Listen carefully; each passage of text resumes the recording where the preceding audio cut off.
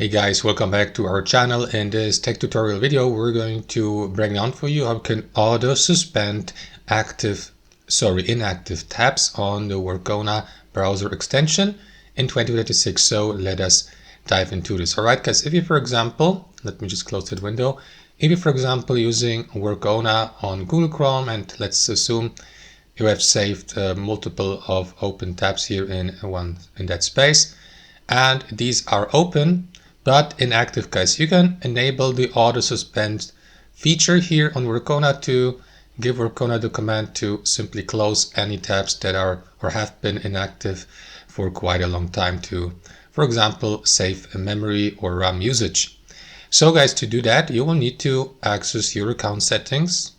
You may do that by clicking into your profile icon here. Next, navigate to settings.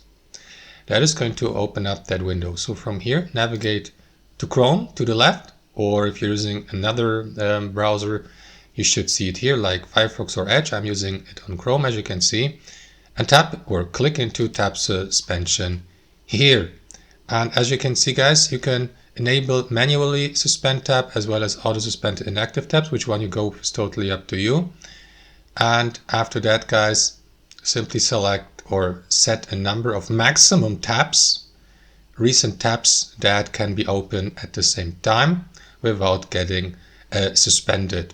If you, for example, set 25, any tabs that get added to that number, like for example tab 26 or 27 or 100, for example, may be suspended according to this definition here. And you can also set an automatic timer for that, for example after 30 minutes or an hour, or simply leave it at that number here, or leave it at manually.